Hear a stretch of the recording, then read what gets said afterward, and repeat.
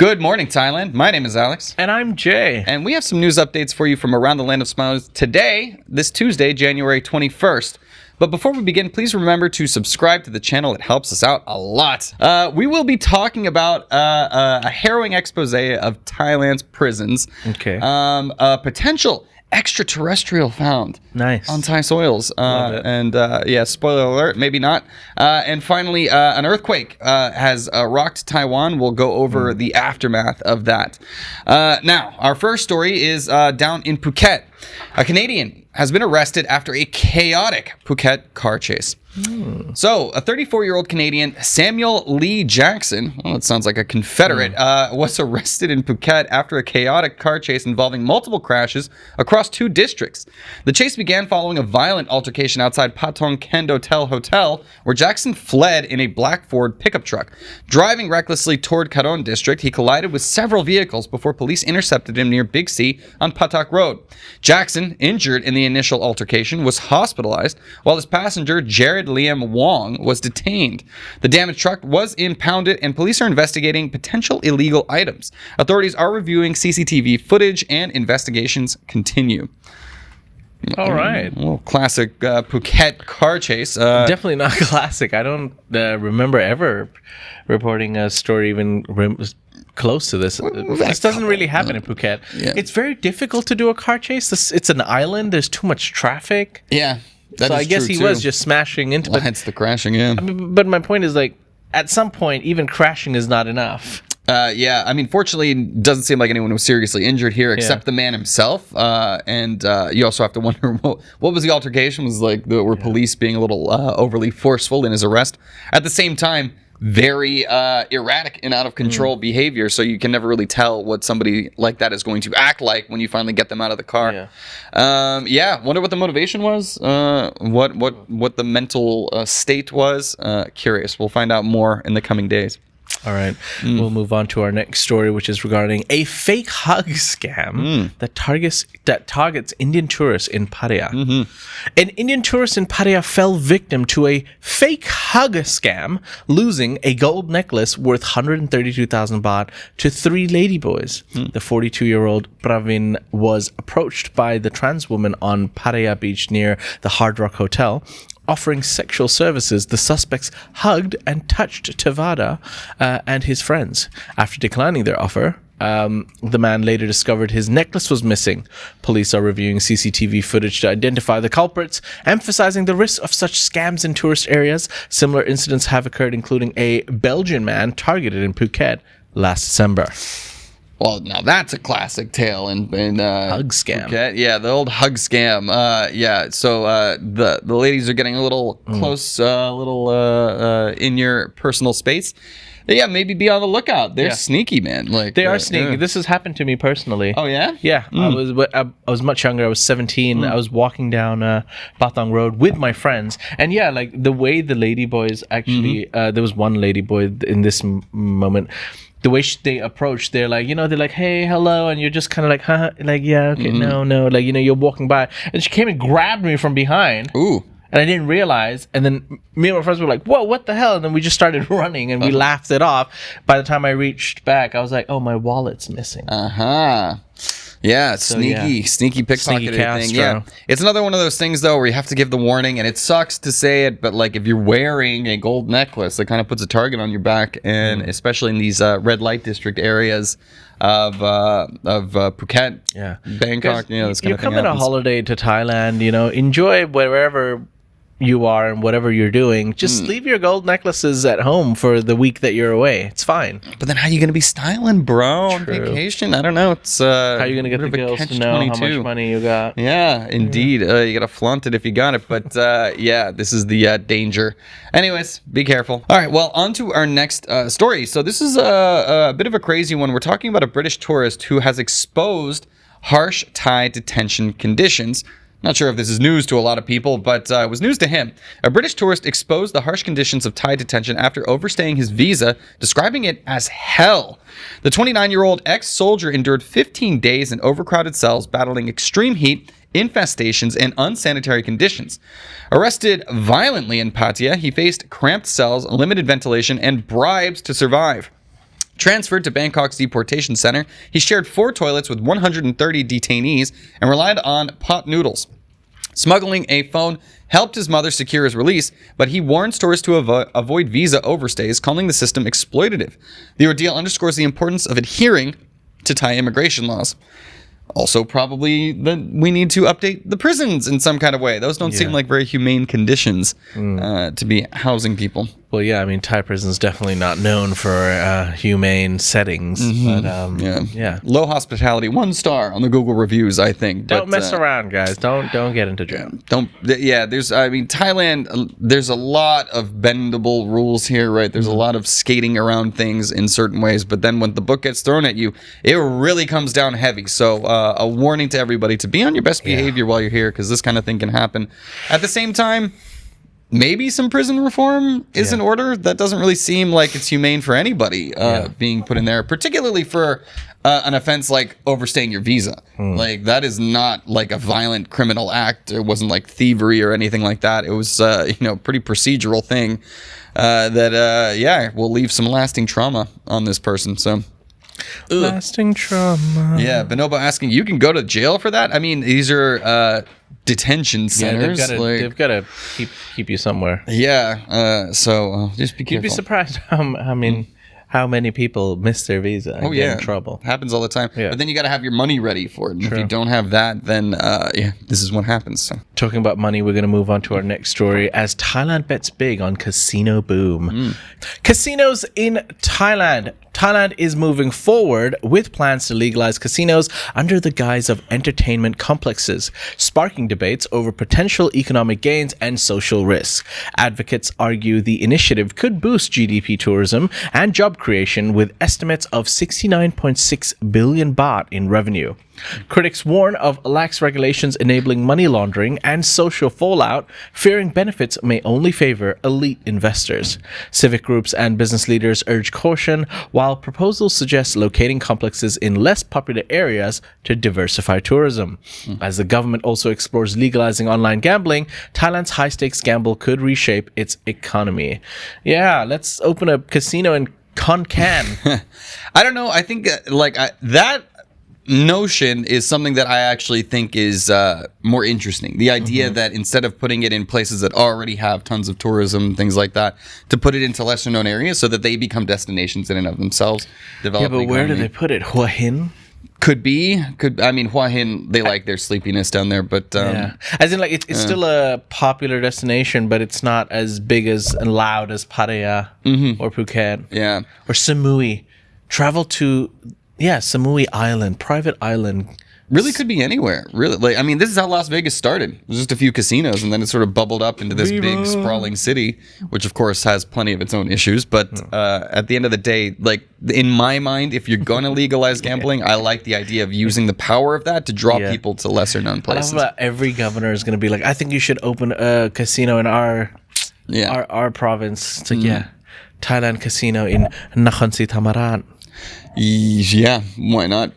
You'd love Nakhon Si Thammarat. It sounds, that's a mouthful, I gotta tell you. But, I don't know, man. This, as they were saying, this could expose deeper challenges within Thai society. And the fact that this could just be benefiting the people at the highest level. As Kasna says in the comments, never gamble, guys. The house always wins. Yeah. It's a reason why it's guaranteed money. So, unless it's run by Donald Trump. Hey, sorry, I'm gonna get my jabs in where I can. Used to run casinos in Atlantic City. Villagers have mistaken a very common animal to be a dead alien in Thailand. Okay. What animal, you ask? Let's find out. Thai villagers mistook a washed-up black killer whale for a dead alien, sparking panic and wild speculation in Nakhon Si Thammarat province. The drama began when a fisherman stumbled upon the decaying marine creature, noting its sharp foot-long teeth. Photos fueled rumors of extraterrestrials and mythical beasts. Experts later identified the 3.5-meter juvenile whale, likely driven ashore by fierce winds and tides. Samples were collected for further study, though decomposition hindered a precise cause of death. The remains will decompose naturally, feeding local wildlife. The incident left the villagers with an unforgettable tale of alien panic turned marine mystery. Alien panic, baby. I mean, looking at the location that they found it, I mean, they would never think a whale would show up there. But yeah, I can't imagine how they responded when they initially saw it. Like, like, what is that? We don't know. Oh my God, it could be an alien. I mean, with all the alien talk in the news these days, right? There's like tons of stuff circulating around.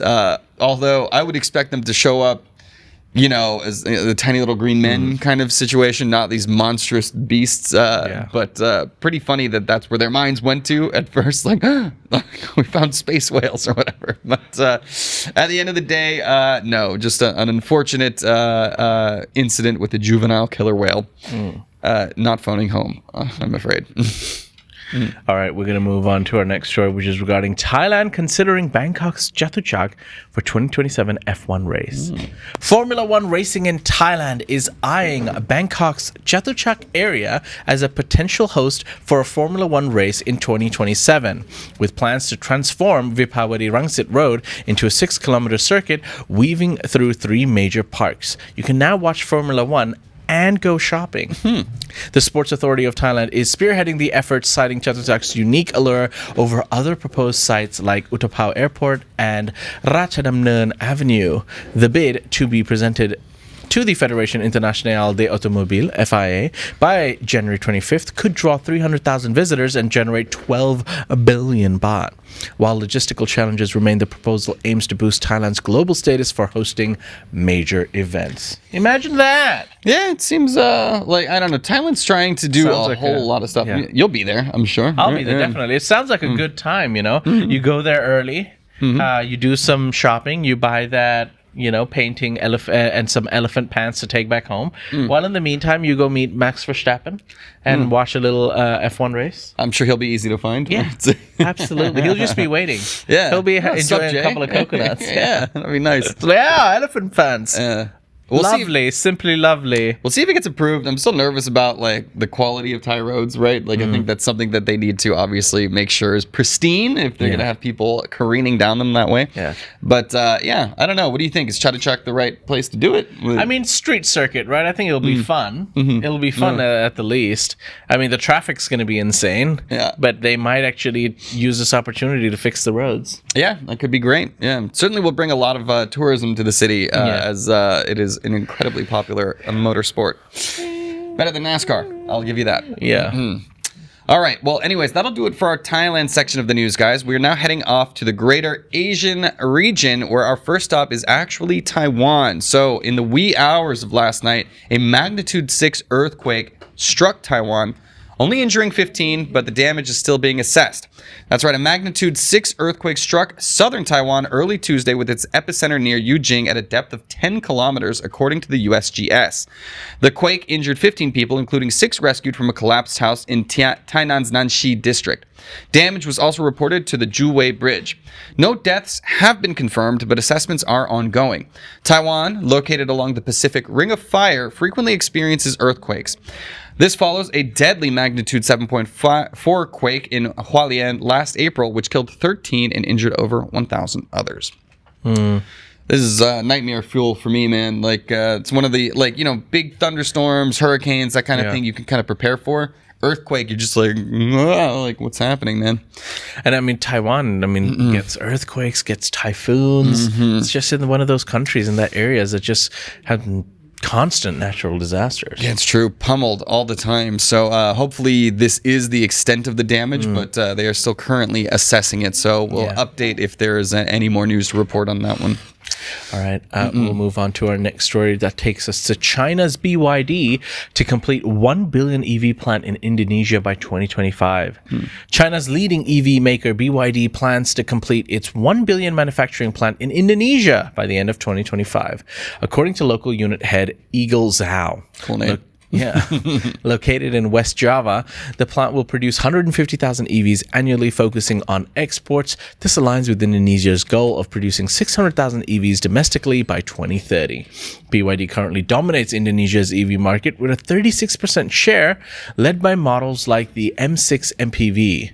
The company also plans to launch more models in its premium Denza brand in 2025. BYD continues to expand in Southeast Asia, including a 490 million EV plant in Thailand. Right here in the land of smiles. BYD is getting everywhere in Thailand. I mean, look, everybody still wants a Tesla. If you have money, you get a Tesla. If you're living in a more modest budget, you go for the BYD, and it looks as sexy as a Tesla. They look really nice, man, and the price tag is just so much more affordable. And that's the thing. If you really want to be serious about this sort of EV revolution, right, like getting more cars off of fuel emissions and things like that, it has to come at an accessible price point, which BYD is actually tackling, right? Tesla did the whole thing of like making EVs cool, right? Sort of changing the culture around them. I remember back in the day, I drove a Prius. I'm a liberal, a bedwetting liberal. The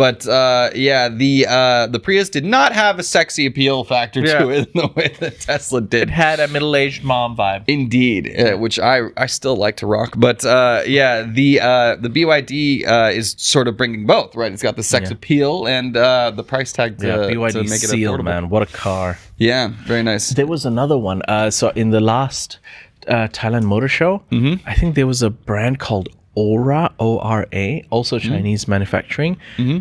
That car just looked like a Porsche. Ooh. And look, there's part of me that gets annoyed, like whether it's GWM or BYD, they're all copying the styles of the Tesla and the BMWs, but damn. Yeah. Would I like a 1.5 million baht Porsche? Yes, because the original is 8 million. Yeah, I mean, yeah, exactly. Count it. So I'll take those. Yeah, that's Zombies driving a BYD. She wants to let everybody know. Anyways, where I have a very interesting legal case that is really rocking the nation over there. Now, a Hanoi man is facing legal proceedings for killing his entire family. That's right. Legal proceedings have begun against Vu Van Vuong, a 52-year-old man accused of murdering his wife, 2 children, and elderly mother in Hanoi's Phu Xuyen district on January 15th. Vuong admitted to the killing, citing a desire to be free from his family and their poverty-stricken life. After the crime, he attempted suicide but failed, later traveling to Baria Vung Tau, where he was arrested on January 18th. He reportedly prayed for his victims at a pagoda before his arrest. Authorities noted signs of depression but no drug involvement. The case has prompted a thorough investigation due to its severity. He did a prayer as well. I mean, like, so this is like obviously a mental health breakdown. Yeah. He thought like we're living in poverty. There's no escape from it. He wanted to free them from their life of poverty, free them from life altogether. Disgusting story, unfortunate. And of course, Vietnam has capital punishment. This seems like a case where it might be applied. But at the end of the day, it really just highlights the power of mental health and the downward spiraling that people can go through when they are dealing with poverty, right? Yeah. Like struggling to live from day to day really takes a number on your mental health, and it can end up manifesting itself in the most horrific ways. So I don't know. We'll see how Vietnam will reconcile this incident that is just so horrific.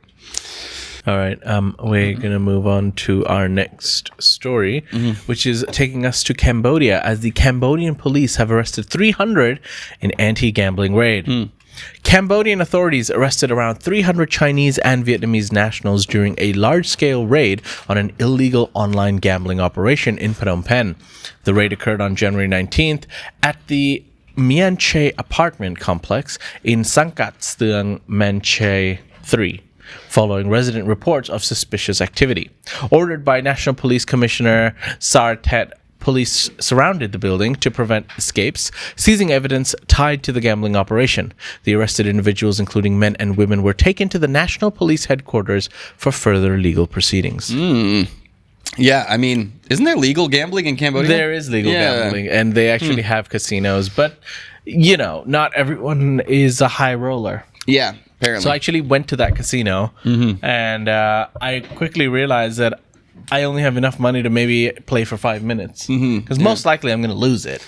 Yeah. So, you know, whether it's blackjack, even the poker was like fairly high stakes. Even like, Yeah, I mean, no, that was just in Macau pretty recently, and no, I couldn't even afford a minimum bet on one of those tables. Yeah, because that's the thing. Because even if you have like $5,000, $10,000, if you're playing the hands and the minimum bet that they're playing, you could be all out in like 5 minutes. Oh yeah, that's no fun. So that's no fun. Exactly, that's no fun. Just play the slots. Look, I think you can get away with it too. Like, I'm not encouraging this, I guess, but people like if you're just doing like a house, like somebody's apartment with a few friends, like doing something like that. Like, I don't think anybody's that's gonna be too interested in this. The fact that there was 300 people, that's a very organized operation at the end of the day. So makes sense that they would crack down. That's like on that. Molly's Game times 30.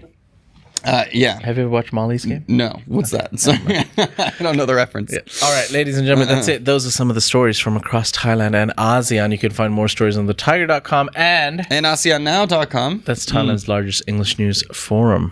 For now, we're going to dive into the